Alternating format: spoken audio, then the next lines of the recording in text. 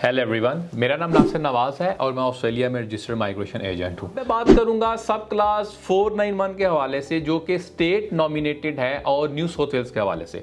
New South Wales के regional में तकरीबन 13 रीजन्स आते हैं। इनको आरडीएस कहा जाता है जो कि बॉडीज हैं। आरडीएस रीजनल डेवलपमेंट अथॉरिटी या रीजनल डेवलपमेंट ऑस्ट्रेलिया, इनको आरडीएस कहा जाता है। हर आरडीए की अपनी अपनी लिस्ट और अपनी अपनी रिक्वायरमेंट होती है। पहले मैं बात करूंगा मेन रिक्वायरमेंट की। मेन रिक्वायरमेंट्स ये हैं कि जो फेडरल गवर्नमेंट जो लिस्ट जारी करती है सब क्लास 491 के हवाले से, वो एक मेन लिस्ट है। उसके अंदर भी यही है कि आपके eligibility points inclusive your state nomination points जो कि 15 होते हैं रीजनल की सूरत में, आपके 65 पॉइंट्स होने चाहिए। एज 45 से कम होनी चाहिए। कॉम्पिटेंट इंग्लिश होनी चाहिए या एग्जेम्प्टेड पासपोर्ट्स हैं 5, वो होने चाहिए उनमें से कोई।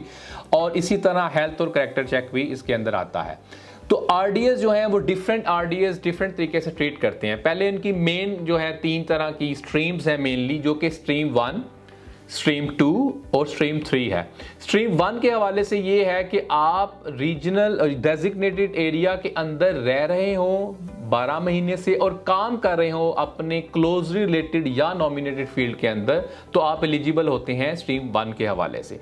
स्ट्रीम 2 के हवाले से ये है कि आप रीजनल न्यू साउथ वेल्स के ग्रेजुएट होने चाहिए।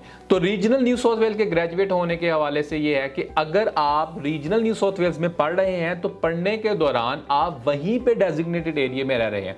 ऐसा नहीं है कि अगर आप रीजनल न्यू साउथ वेल्स के किसी प्रोवाइडर के साथ या यूनिवर्सिटी में पढ़ रहे हैं और काम आप कर रहे हैं मेन मेट्रोपॉलिटन में, मिसाल के तौर पर अगर आप वोलोगोंग यूनिवर्सिटी में पढ़ रहे हैं या न्यू कासल यूनिवर्सिटी में पढ़ रहे हैं लेकिन आप काम कर रहे हैं सिडनी के अंदर मेट्रोपॉलिटन के अंदर, तो आप रीजनल ग्रेजुएट कंसीडर नहीं होते।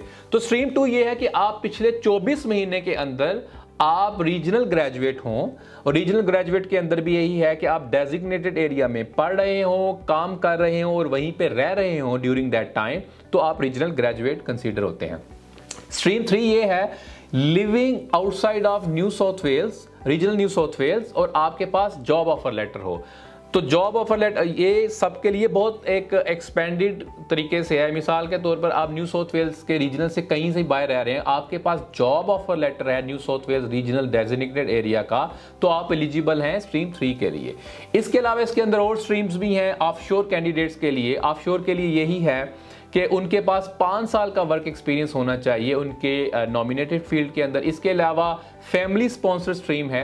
फैमिली स्पॉन्सर्ड स्ट्रीम ये होती है कि फैमिली स्पॉन्सर्ड में आपका जो क्लोज फैमिली मेंबर्स हैं, जिसमें ग्रैंड पेरेंट्स आते हैं, sister brother, step sister brother, और वो रह रहे हो डेजिग्नेटेड एरिया में कम से कम 2 साल से रह रहे हो, और वो या ऑस्ट्रेलियन सिटीजन हो या ऑस्ट्रेलियन परमानेंट रेजिडेंट हो या सब क्लास 489 वीजा होल्डर हो, तो वो आपको स्पॉन्सर कर सकते हैं। लेकिन स्ट्रीम 3 के हवाले से ये है कि अभी ये क्लोज्ड है तकरीबन सारे आरडीएस के अंदर, और जो ऑफशोर के हवाले से अभी ये क्लोज्ड है सारे आरडीएस के अंदर। लेकिन डेफिनेटली अभी जो कि कोविड हो रहा है, तो कोविड के बाद जब ये चीज़ें सेटल डाउन हो जाएंगी तो डेफिनेटली फिर जो ऑफशोर है इसको भी ओपन किया जाएगा।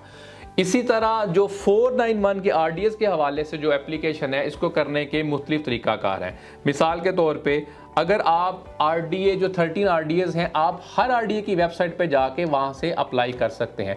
बहुत से आरडीएस जो हैं वो डायरेक्ट एप्लीकेशन ले रहे हैं, और बहुत से आरडीएस जो हैं उन्होंने अपनी अवेलेबिलिटी ऑक्यूपेशन की चेक लिस्ट बनाई है। बेशक उनकी ऑक्यूपेशन लिस्ट मौजूद है मेन, उस पर वो ऑक्यूपेशन है, लेकिन आपने अवेलेबिलिटी फॉर्म में जाके देखना है कि आपकी वो जो ऑक्यूपेशन है, जो इंटेंडेड ऑक्यूपेशन है अब जिसमें अप्लाई करना चाह रहे हैं, वो अवेलेबिलिटी फॉर्म में मौजूद है या नहीं है।